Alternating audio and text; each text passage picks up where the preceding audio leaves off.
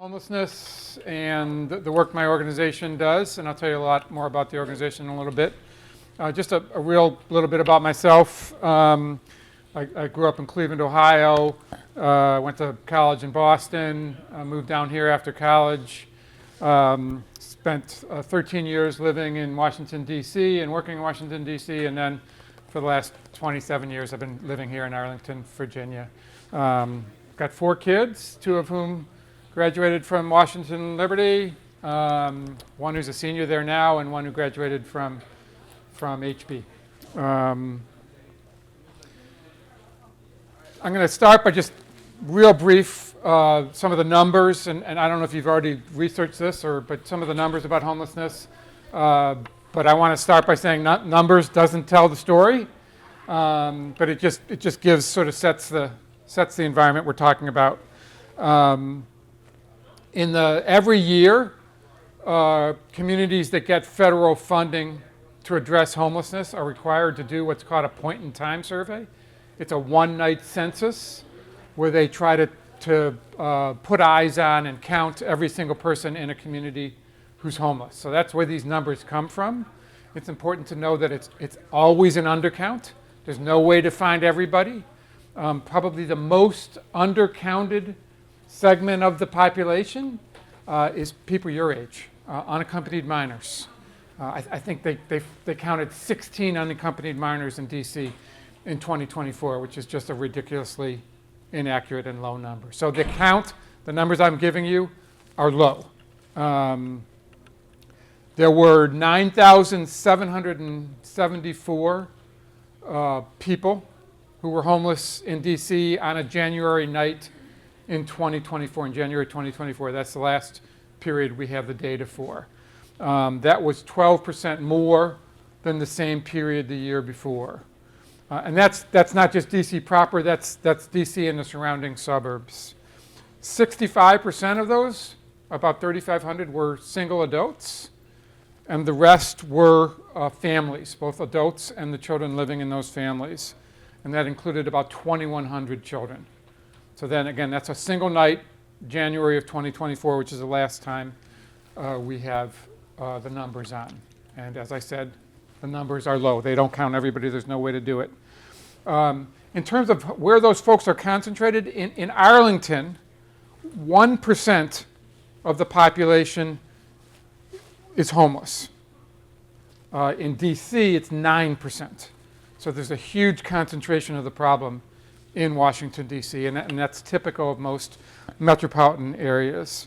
The largest portion of the group was age 55 and above. So this is a problem that's aging, which means it's in many ways getting worse, because as you get older, especially if you've experienced homelessness, the problems that you're experiencing, especially the health problems, only get worse. What causes homelessness? And I'd like to hear from you about what you think. What causes homelessness? Dr. Van Leer? Lack of housing, lack of access to housing. Yep. Other things? Medical bills? Yep. Financial troubles? Natural disasters? Yep. Anyone else? Okay, good answer. Yep. I guess loss of work. Loss of work, unemployment. Sure.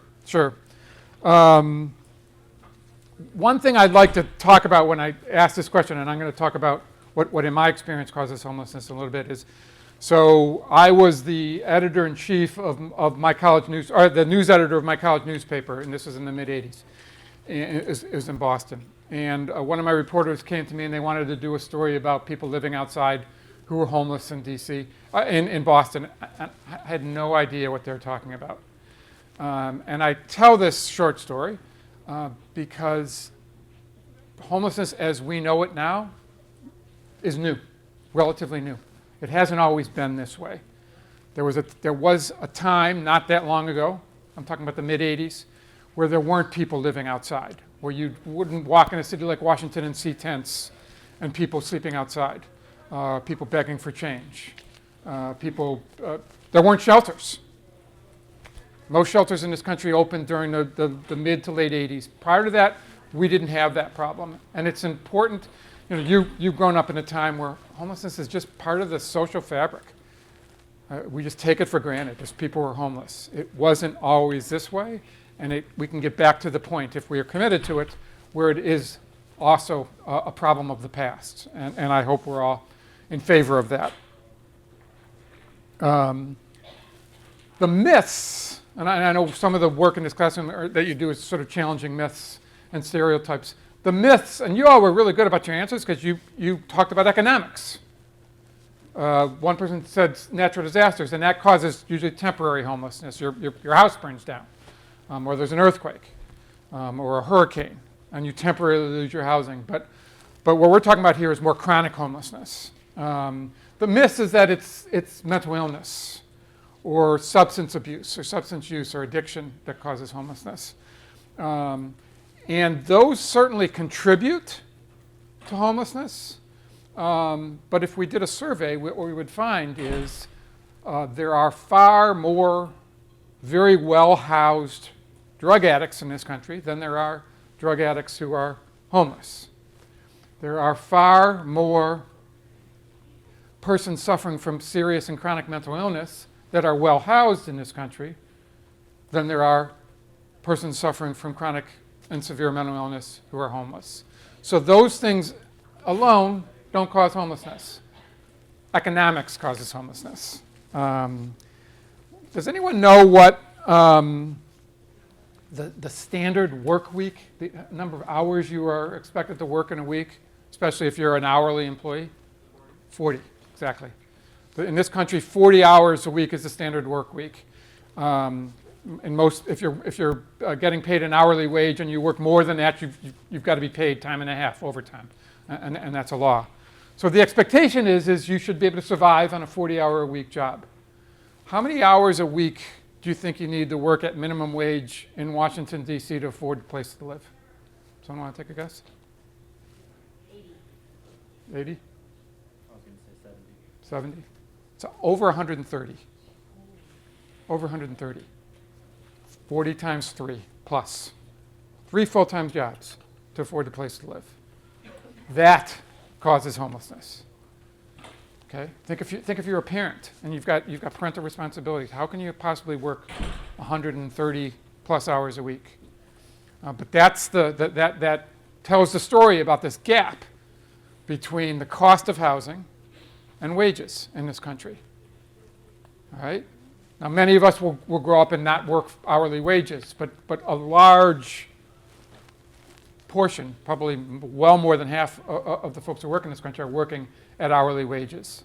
And many of them have a full-time job and can't afford a place to live. And I hope we agree that if you're willing to work 40 or 50 or 60 hours a week, you should be able to afford to live in the community in which you work. And in this country, in far too many communities, that is simply not the case.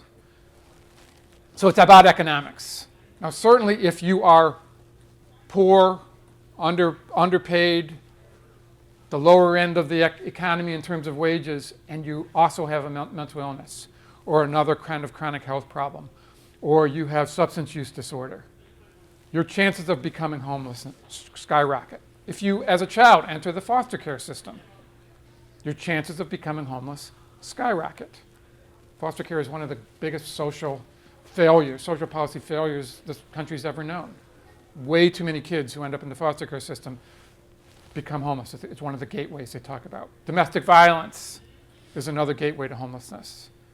But again, think about if it's a really cold night and your family's heating system breaks down. My guess is all of you, as well as your parents, can think of someone you could stay with for a night or two, if you needed to. That's part of what we call a safety net. We have a community around us that is going to help us if there's an emergency. What happens in homelessness is that the safety net erodes. Usually that someone's first um, crisis doesn't lead them to sleeping outside or having to go to a shelter. They're staying with a family member on a couch. They're staying with a friend. They've got enough money for a hotel for a little while. But eventually that safety net that they have breaks down. The friends get tired of them staying there. You know, you're much more stressed out. Maybe you're harder to live with at that point. And the safety net wears away. So it doesn't just happen overnight, but once it happens and once you're now living outside or living in a shelter, getting back to stability is exceptionally difficult. It's very hard to hold a job if you're not able to don't have access to showers or clean clothes. So the problem tends to be pretty difficult to get into, but much more difficult to get out of. And that's why community is so important to each of us. And I think it's something that we tend to take for granted when things are going well and when we have it and it's operating the way it's supposed to. But if we think about it, we all have this community of support. It usually begins with our parents and our siblings, our friends, teachers, coaches.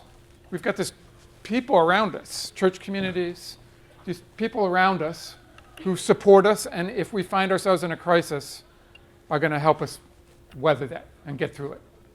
And that's the safety net that tends to erode when someone finds themselves living in a shelter or living outside. So it's one of these big myths that things like mental illness, chronic health problems, substance use disorder alone causes homelessness. It doesn't. We've had presidents who struggled with addiction. We've had first ladies who struggled with alcoholism. But they were pretty well housed, as are most people that are afflicted with those types of conditions. We talked before about the fact that you had to work 130. You have to work 130 hours a week in DC to afford housing. 63% of families that are homeless are employed. So, but that's a perfect example of this. Is, you know, the majority of homeless adults in homeless families are employed. The population that I work with, and we're getting to that, are single adults. And unfortunately, in that population, 86% are unemployed. And they're unemployed for some of those reasons I talked about. Don't have access to showers, to clean clothes, to a place to get a good night's sleep, to the type of stability you need to hold down a job. So I'm the CEO of an organization called Street Sense Media. We are really different than like a shelter or a soup kitchen. We don't provide beds, we don't provide housing, we don't provide food. We are a media company. Our biggest product is we publish a newspaper 26 times a year, every other week.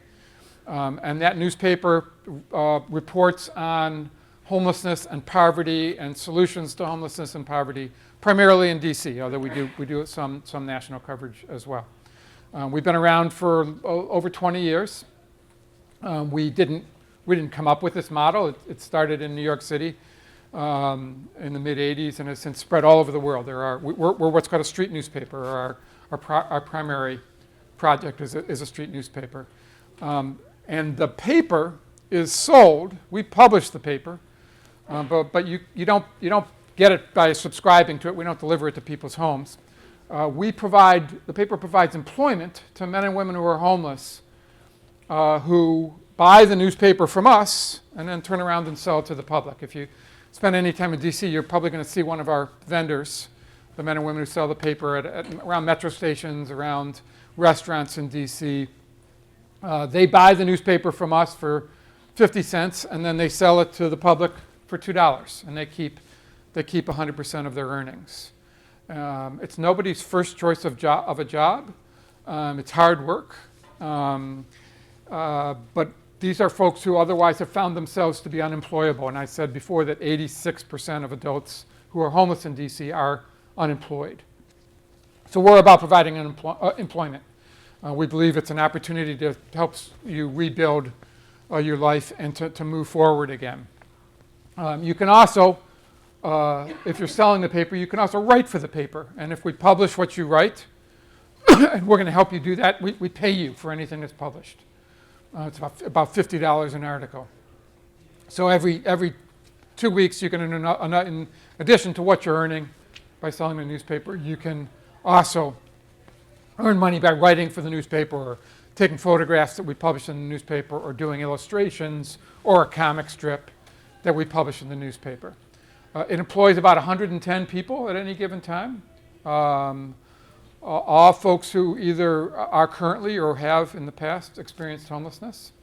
And they want something to be different in their lives. One of the main things I've discovered that the working for the paper does is it helps them begin to rebuild that community around them, put that safety net back together around themselves. It begins with their fellow vendors and the staff, but then it starts extending to their customers. When we survey the people who buy and read the newspaper, almost all of them tell us that they know by first name the person who sells them the paper. And they always buy the paper from that same person. And in some cases, those people begin to contribute to that person's safety net. A great story, there's this guy named Gerald who's been selling the paper for about 10 years. And he started experiencing some pretty serious health problems. And all of a sudden, we started getting phone calls from his customers saying, I haven't seen Gerald in a while. How's he doing? And eventually the questions led to, can I help? Originally that group of people started putting him up in a hotel while he was struggling through some health conditions. And eventually they started contributing on a regular basis to his rent. He had rebuilt this safety net around him. By the way, you can buy a book that Gerald wrote on Amazon. He tells a story about his life before and after the Hurricane Katrina, which probably none of you know what it was, but it was a big, terrible hurricane in about 2005 in New Orleans. And he was from New Orleans, was one of the many people from New Orleans that got bused to another part of the country. He ended up in DC. But he wrote a book about it. And you can, he started writing that book in the writer's workshop we run once a week for those folks who want to publish in the newspaper. And he started publishing bits and pieces of his story in the newspaper, and eventually he published it as a book. But Gerald was able to rebuild this safety net around him. And when he was experiencing a new crisis, these health problems, that safety net helped him stay housed and not return back into homelessness. About 10 years ago, we sort of looked at what we were doing, what was working, what wasn't working, and we discovered that the folks who weren't just selling the newspaper, but were also writing for the newspaper, were doing better. They were advancing more quickly in their lives. They seemed to have happier lives. They were more stable. But not everybody wanted to write for the newspaper or could write for the newspaper. So we started experimenting. Are there other things like a newspaper where people could tell their stories? Because that when they write in the newspaper, they're telling their story. And anyone who's ever been published or written, written their story down, you get a sense of how powerful and transformative storytelling can be, because you get to tell the story as you understand it, which is one of the things that makes our newspaper so unique, because it's these persons with first experiences as being homeless, first-person experiences that are telling the stories. And it makes what makes the work that we publish so powerful. So we tried to see if we could do it across other platforms besides the newspaper, and the first one was theater. We partnered with two local playwrights and started a theater workshop. And then we started a photography workshop and a filmmaking workshop and a podcasting production workshop, all of which does the same thing that the newspaper does, which is provides platforms for telling our stories, provides a platform for people who've experienced homelessness to engage with the housed community, provides a platform to earn some income, because if you get up on stage and participate in one of our plays, you get paid to do that. If you publish your photography, or we help you sell your photography. If you participate in a workshop that produces podcasts, we help pay you for those podcasts. And it's a way of getting the story out and challenging the myths about homelessness. If I was, and I have in my life, I've run shelters. There's this dichotomy between the shelter provider and the client.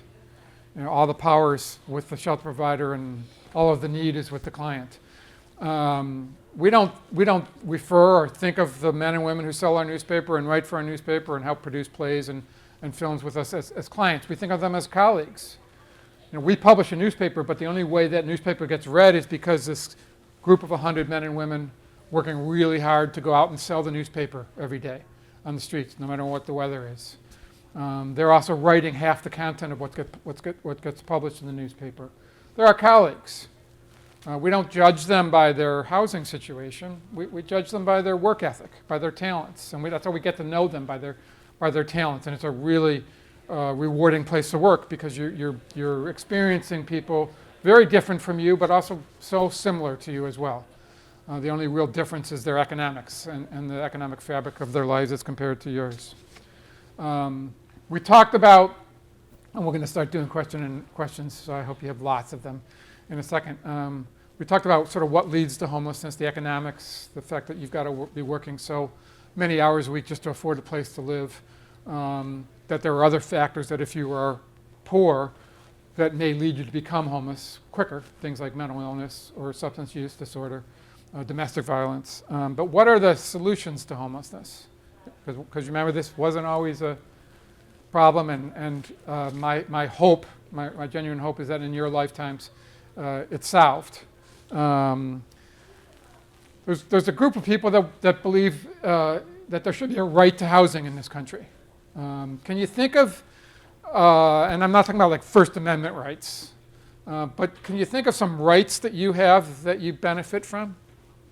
Something that has to be provided to you? Education. Exactly. We have a right to public education in this country, up until, I think, at least age 16, if not age 18. If you're over 65, you have a right to health care in this country. Everyone over 65 has access to health care in this country,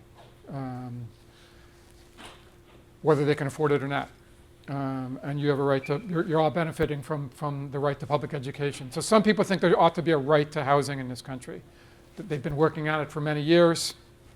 They will continue to do so. And it's one of the reasons why we do what we do at my organization, is because our hope is that what we publish in our newspaper, the stories we tell in the newspaper, the issues we cover in the newspaper, will change the way people think. And if it changes the way people think, it will hopefully someday change the way people vote. Another effort to address the issue and solve the issue is what's called a living wage. Working 130 hours a week suggests that we don't have a living wage. What a living wage asks for is that you can afford to live in the community you're working for if you're working full time. So there are people working and have been for many years. And some communities, the minimum wage in many communities, including Washington, D.C., has gone up. It hasn't changed much at the federal level, but at the local level in many communities it has. And there are, in D.C., it's approaching $20 an hour. When this effort started, it was around $7.50 an hour. So things are moving in the right direction in some communities. Not quick enough, but in the right direction.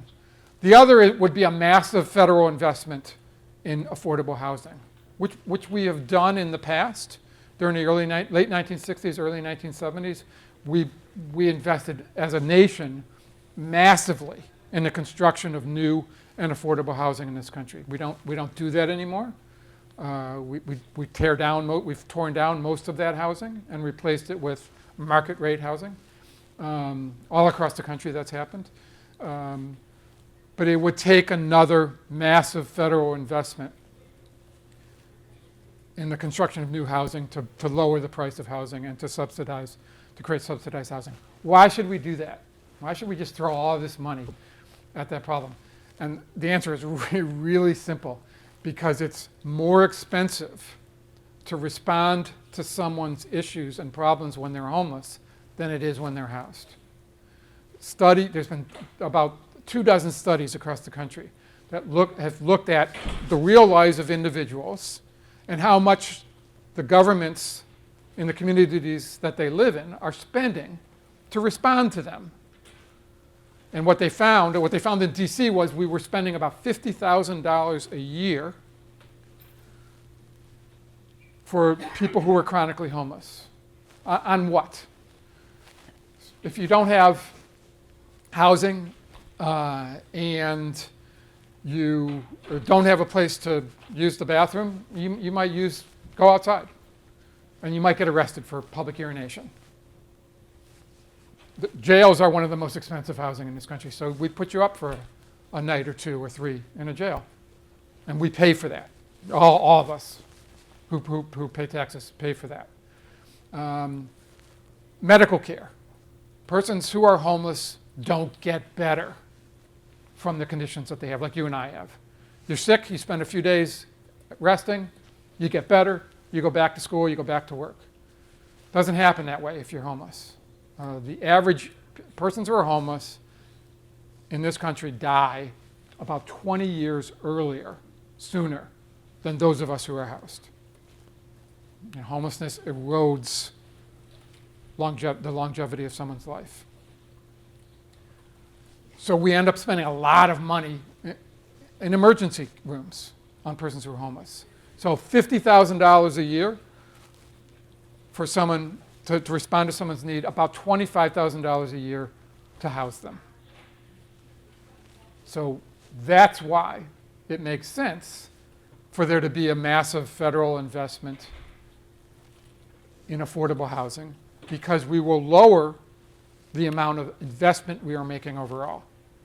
It just makes sense. And there was a few years where mayors, especially mayors and governors, but mostly mayors, got this. They understood this, and they started adopting a new initiative called Housing First, which was we're not going to wait until you are compliant with your mental health treatment or until you're sober to house you, because we're spending so much money on you already while you are struggling with those things.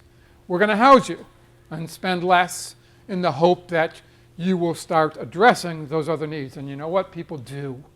Once they're stable, they start addressing and staying compliant with what it takes to address these other issues that they have. So housing is cheaper than homelessness, which is why we ought to make a public investment in the issue. So that's the end of the formal part of my presentation. I would really enjoy answering some questions.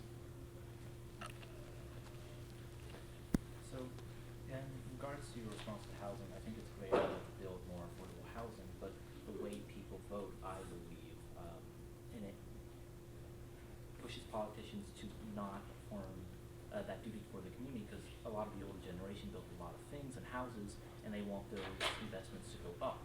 And if someone says we want to build affordable housing, then that means by contrast your investment in housing will go down, which causes people to not want to vote for these policies. How do we shift the public perception of this? One, we've got to start thinking more collectively, I believe, as a community. We've got to recognize that we are less as a community when we've got folks living outside. And this is a little easier in a place like DC where it's such a visible problem. But I think it erodes the overall quality of life when some of my neighbors are sleeping outside. As well as this fact that economically, it just doesn't make sense to continue to use so much of our tax dollars to do this. Because if we got to the point where there was enough affordable housing for all, we could actually lower taxes. Because once you make that initial investment in creating the housing, it's less expensive to maintain it. And some of these folks are able to work and pay some rent. And so that we're having as a community to have to spend less of our tax dollars to address the problem. But you're right, it's going to take people thinking about overall quality of life, not just my household, which is why it's taking us so long to get there. So, but it's a good question. Other questions? You mentioned multiple times that it didn't used to be a problem. What changed that you made homelessness such a good problem? Sure. Several things changed, and they all sort of happened at the same time. One is there was enormous inflation. The 1970s were a bad economic time in this country. And so that gap between affordability and earnings got wider because prices were going down and wages were staying the same. Prices were going up and wages were remaining the same. The other is we began instituting at the national level a policy called deinstitutionalization. It used to be if you had a serious mental illness, you were living in a large state-funded hospital. If you weren't living at home. And tens of thousands, hundreds of thousands of people were living in state-funded hospitals. Deinstitutionalization, at its roots, was a good policy. It said people don't belong to be living in a big hospital away from everybody, away from the community. They ought to be living in smaller group homes. If they can't live at home, they are in the community.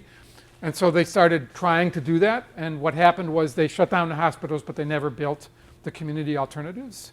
And tens of thousands of people across the country became homeless. There also was a concerted effort to reduce public spending like there is now. And a lot of people who, because they were disabled or because they were elderly and were receiving benefits, got cut off of those benefits.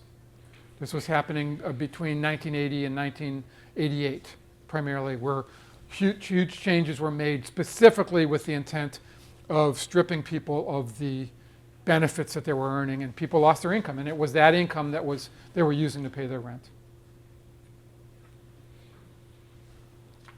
What type of articles do you publish in the newspaper? All kinds of things. We cover the DC government and what they're doing in response to homelessness. Right now they're actively trying to close down encampments, which is groupings of tents around the city. The cover story on this week's paper is about the new effort to close down encampments. We cover the budget, especially as that the local government passes every year, especially as it applies to things like emergency rental assistance to try to stop evictions. Investments in housing subsidies. But then we do more human pieces, and this is mostly the writing that men and women who are homeless who write for us do. Where they're telling their story, they're writing poetry, they're just sharing their reflections. And then we also do editorials. We publish opinion pieces about the issue as well. So in society in general, there's this overall stigma that I feel a lot of people feel it's like homelessness is like a bad or dirty thing. Yeah. And a lot of people just don't understand the person that they are looking at. Yeah. And there's all this evidence out there that suggests that all this is not true, that they all have addictions and stuff like that. There's normal people who don't have the same opportunities Yeah. that people who have. But there's so much data and information that is posted. Why do you still think there is a social construct, this idea that they're still bad overall? One thing I think is fear, like fear that could happen to me, and it's not going to happen to me because I'm not a bad person. I'm not a drug addict, so it's not going to happen to me or someone I care about. And that's why I think what we do is so powerful because. Remember I said that our customers tend to know their vendor, the person who sends in the newspaper, by first name. You're getting to know the person, not the person's problem or the person's living situation. You're getting to see them as for who they are. Oh, buy my newspaper this week. I've got a story on page 7. And you read it and you say, well, you're a good writer. I appreciated learning about you that way. And the quickest way to sort of dispel some of those myths is having a conversation with someone.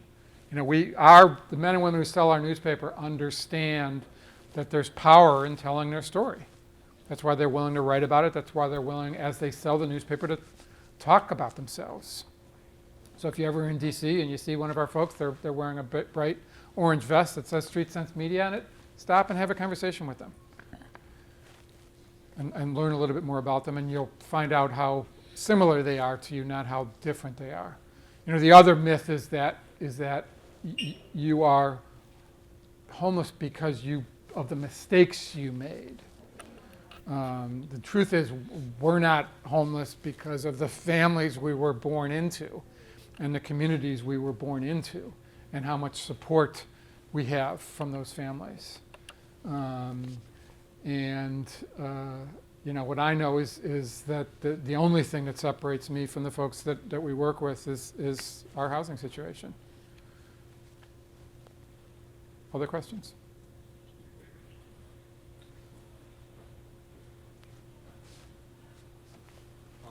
How realistic do you think, like in terms of raising minimum wage, like you can't something that everyone actually would be able to do, because I feel like raising minimum wage could end up having effects on types of things within businesses where like they have to pay employees more, so they have to up their prices for things. Like how realistic that is? Sure.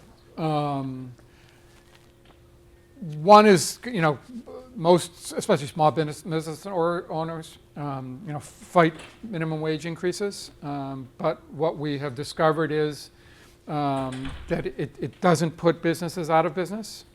And the truth is, one way or another, we are paying for the low wages that we have there, because as taxpayers, we are having to respond to these issues. You know, I mentioned before that, you know, that in some cases we're spending it by jailing people. Many communities, homelessness is, you know, it's now, in some communities, it's illegal to sleep outside. That was challenged in court. They said it's cruel and unusual punishment to have someone who cannot afford to live in your community, but you are going to punish them for sleeping outside. And while I talked about, you know, that some people are fighting for a right to housing, well, there is a right to housing in this country if you break the law. You would be sued if your jail was just tents. You have to house people. So we're willing in this country to pay for that right to housing, but we're not willing to, and it's very expensive. It's much more. A year in jail is about twice the cost of a year in college. And we're willing to make those investments, but we don't get anything in return. But we get a huge return for a year in college in the taxes that person, that college graduate is going to pay for the rest of their lives. Well, think if we could, you know, maybe cut in half the number of people who are going to jail, have all those people go to college, have all those people become taxpayers, and contribute to our society. We would be a wealthier, more stable society if that were true. Kind of talking on the jailing topic, do you think that if we shifted more towards the rehabilitation and job skills training while incarcerated and stopped over-incarcerating, do you think that would have a larger effect? If we're trying to get some return on our investment, yes.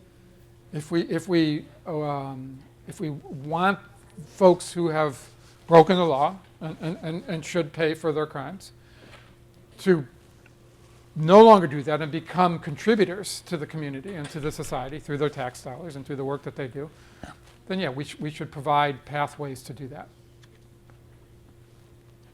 How much would you say like your Street Sense vendors actually sell? Because On average, they earn about $780 a month. So it's not a ton of money, but it is a stepping stone in the right direction. And most of them qualify for some other types of income, food stamps, for instance, or something like that. So, but again, these are folks who, when they met us, had no income at all. So.